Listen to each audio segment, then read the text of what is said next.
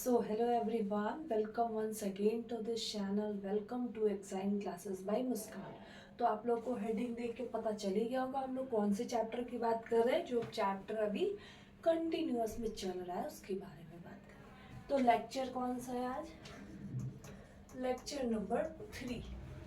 तो पिछला लेक्चर में हमने आपको रिकॉम्बिनेंट कैसे बनाते हैं, रिकॉम्बिनेंट डीएनए, इसके बारे में मैंने आपको इंट्रोडक्शन कराया था। उसके प्रोसेस मैंने समझाए थे कि जीन क्लोनिंग क्या होता है, जीन ट्रांसफ़र क्या होता है, ये सारी प्रोसेस मैंने आपको अच्छे से समझाए थे। तो आज हम बात करेंगे कि पहला रिकॉम्बिनेंट डीएनए कब बना। First recombinant DNA first recombinant DNA कब कंस्ट्रक्ट किया गया? तो ईयर याद रखना है क्योंकि नीट में सवाल आता है कि कौन से ईयर में हुआ था। तो 1972 में पहली बार रिकॉम्बिनेंट डीएनए बनाया गया था। समझ आ रही इतनी चीज़ें? और किसने बनाया था? तो ये साइंटिस्ट का नाम याद रखना है, Stanley Cohen and Herbert Boyer. ये नीट के पीवाईक्यूज में आप देखोगे तो ये क्वेश्चन आपको मिलेगा कि फर्स्ट रिकॉम्बिनेंट डीएनए कौन से ईयर में कंस्ट्रक्ट किया गया था और कौन से साइंटिस्ट ने इनको कंस्ट्रक्ट किया था। तो 1972 में बनाया गया था। कौन से दो साइंटिस्ट थे? Stanley Cohen and Herbert Boyer. समझ आ गया?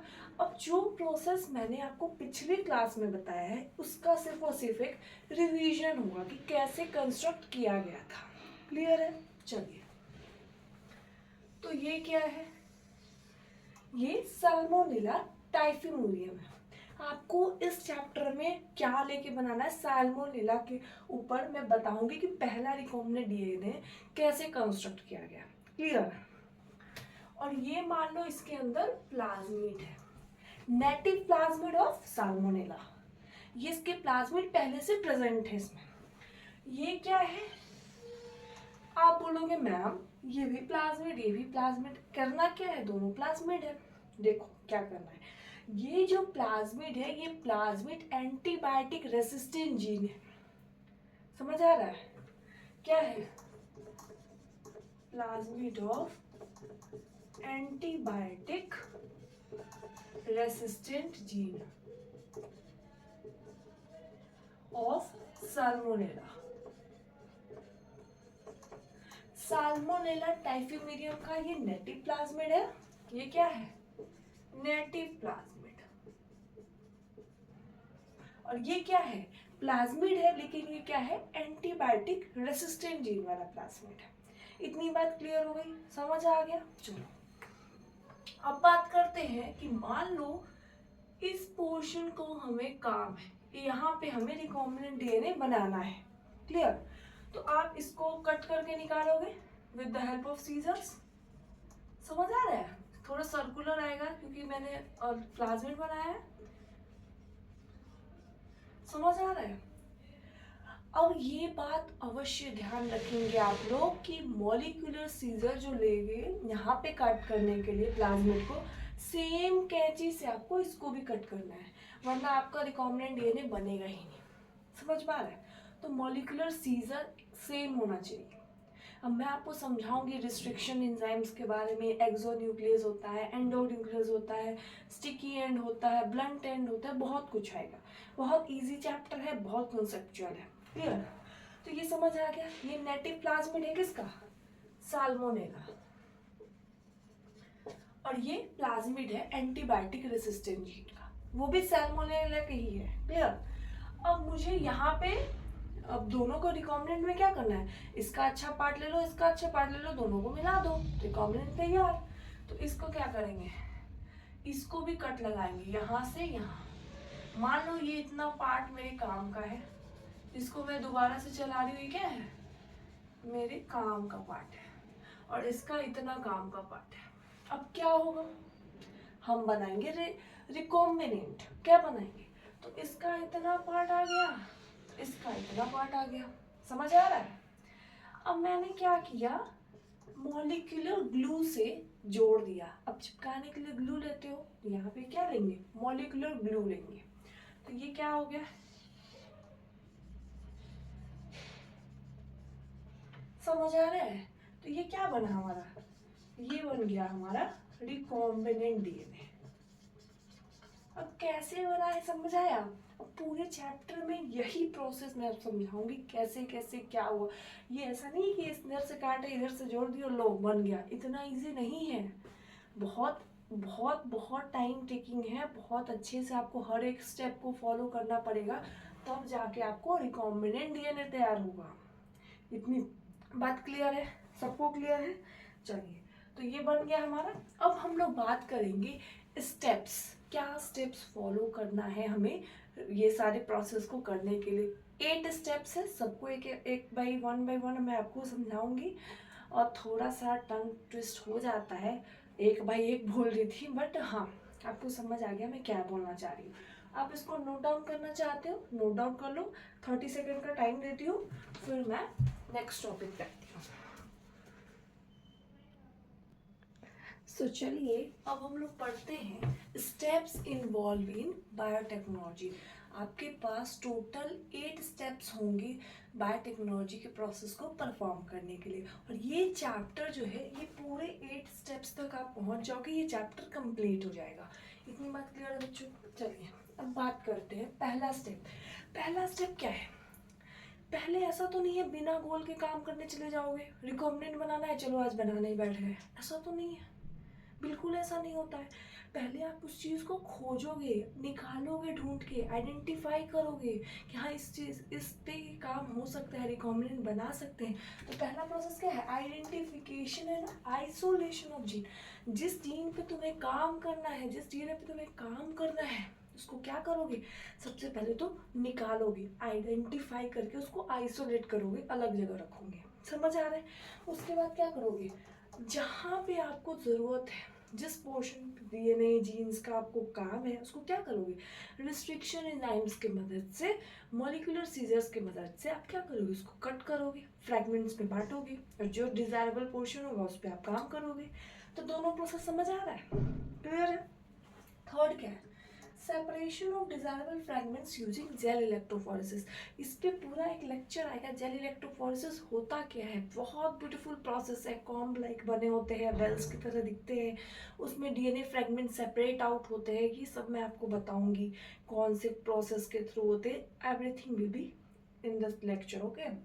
तो कैसे सेपरेट होते हैं, जेल इलेक्ट्रोफोरेसिस होता क्या है, कैसे डीएनए फ्रैगमेंट्स अलग अलग में बट जाते हैं, heavier fragments, less heavier fragments, कैसे हम पता करते हैं कि डिजायरेबल फ्रैगमेंट्स कौन सा है, ये सब के बारे में बात करेंगे। ये पूरे चैप्टर का इंट्रोडक्शन करा रही हूँ मैं आपको, क्लियर? फोर्थ क्या है? Amplification of gene using PCR. अब जैसे मान लो एक इतना छोटा सा इमेज है, मान लो एक इमेज है इतना सा, ठीक है? आप क्या करोगे? आपको ये चीज़ें नहीं दिख रही है, आप क्या करते हो? जूम आउट करते हो। लो मैंने जूम कर लिया, अभी कितना बड़ा हो गया। तो क्या किया मैंने? एम्पलीफाई कर दिया, बहुत बड़े जूम आउट कर दिया मैंने, जैसे जीरोक्स मशीन काम करता है वैसा कर दिया मैंने। तो क्या किया? एम्पलीफिकेशन, जीन को मैंने एम्पलीफाई कर दिया, इसका प्रोसेस है ना एम्पलीफिकेशन के, यूजिंग पीसीआर। पीसीआर क्या है? Polymerase chain reaction. ये मैं आपको बताऊंगी जब चैप्टर्स के प्रोसेस के अंदर जाएंगे, तो मैं आपको बताऊंगी पीसीआर होता क्या है, पॉलीमरेज चेन रिएक्शन। अभी के लिए आप फुल फॉर्म याद कर लीजिए, पॉलीमरेज चेन रिएक्शन। जब मैं ये प्रोसेस पढ़ाऊंगी आपको अपने आप याद हो जाएगा। इसमें भी प्रोसेस आता है डीनेचुरेशन, एनिलिंग, ये सब प्रोसेस आपको समझाऊंगी क्या क्या होता है ना। टेम्परेचर दे के तोड़ना, फिर प्राइमर का यूज करना, एवरीथिंग बहुत इजी है ना। अब बात करते हैं linking of gene with the vector. मान लो आपने एम्पलीफाई कर दिया, लेकिन आपने वेक्टर्स जो कि होते हैं मॉलिक्यूलर व्हीकल्स की तरह काम करते हैं, एक जगह से दूसरी जगह जाके उस जीन को काम करते हैं, वो क्या अगर आपने होस्ट पे डाला ही नहीं वेक्टर, मतलब linking of gene with the vector, यानी कि आपने वेक्टर के साथ उसे जोड़ा ही नहीं, तो क्या कोई फायदा है? Nothing work. फिर आपने इस प्रोसेस को करने का कोई मतलब नहीं रह जाता अगर आपने वेक्टर के साथ उसको लिंक ही नहीं किया। समझ आ रहा है प्रोसेस? जब मैं वन बाय वन जाऊंगी ना, तो आपको क्लियर कट पता लगेगा कि कैसे कैसे मैं बता रही हूँ। चलो, अब बात करते हैं ट्रांसफर इनटू द होस्ट। अब ये ये तो मैंने वेक्टर के साथ जोड़ा था उस टाइम, अगर मैंने होस्ट बोल दिया होगा तो आप उसको करेक्ट कर लीजिएगा। पहले हम क्या करते हैं, वेक्टर के साथ जोड़ते हैं, फिर उसको क्या करते हैं, होस्ट में ट्रांसफ़र करते हैं कि जाओ, होस्ट में ट्रांसफ़र करते हैं, समझ आ रहा है। उसके बाद culture of host cells in medium on large scale, इसमें आप पढ़ोगे बायोरिएक्टर्स के बारे में, कि अब मान लो एक एक जगह तो हो गया है प्रोसेस, अब ऐसा तो नहीं है कि हर जगह में हम हर प्रोसेस को रिपीट करेंगे 100 टाइम 1000 टाइम, ऐसा तो नहीं है, बिल्कुल भी नहीं। तो हम क्या करेंगे, लार्ज स्केल में बायोरिएक्टर्स में कल्चर कर देंगे मीडियम में, तो हमें ऑलरेडी बहुत सारे मल्टीपल कॉपीज मिल जाएंगे, है ना। उसके बाद डाउनस्ट्रीम प्रोसेसिंग करेंगे, ये लास्ट स्टेप आएगा, ये भी बहुत इजी है, ज़्यादा कुछ है नहीं। तो डाउनस्ट्रीम प्रोसेसिंग के, चलो मेरे साथ रिवाइज करो, आज मैंने क्या क्या पढ़ा हमें। पहले तो हमने पढ़ा कि डीएनए, रिकॉम्बिनेंट डीएनए को डिस्कवर किसने किया, 1972 में। आप याद रखो कि एक स्टोरी के फॉर्म में याद रखो, 1972 में एक दो साइंटिस्ट आए थे, Stanley Cohen and Herbert Boyer. इन्होंने क्या किया, रिकॉम्बिनेंट डीएनए को खोज किया, ठीक है। अब हम बात करते हैं, मैंने आपको माइंड में विजुअल बनना चाहिए कि कैसे कैसे हुआ था। एक नेटिव प्लाज्मिड था, एक क्या था, प्लाज्मिड ऑफ एंटीबायोटिक रेसिस्टेंट, दोनों साल्मोनेला का ही था। दोनों के प्लाज्मिड पे हमने काम किया, मॉलिक्यूलर सीजर्स अप्लाई करके सेम दोनों पे अप्लाई किया, उसके बाद रिकॉम्बिनेंट डीएनए बना लिया। अब क्या क्या स्टेप फॉलो किया हमने इस प्रोसेस को बनाने के लिए, हर चीज़ का एक स्टेप होता है ना। ऐसा तो नहीं है कि आप एक सीढ़ी चढ़ के सीधा 10वें सीढ़ी पे कूद जाते हो, ऐसा तो नहीं है। आप एक सीढ़ी के बाद दूसरे सीढ़ी पे जाते हो। कोई कोई होंगे लफंगे बच्चे, एक सीढ़ी से लेके चौथे पे पहुंच जाते हैं, तो उनकी बात मैं नहीं कर रही हूँ। मैं बात कर रही हूँ सिस्टमैटिक वे में, स्टेप बाय स्टेप चलने की, है ना। तो चलिए अब बात करते हैं क्या स्टेप्स फॉलो होता है बायोटेक्नोलॉजी में। तो पहला, हम उसको खोज करेंगे कि हाँ हमें इस जीन पे काम करना है।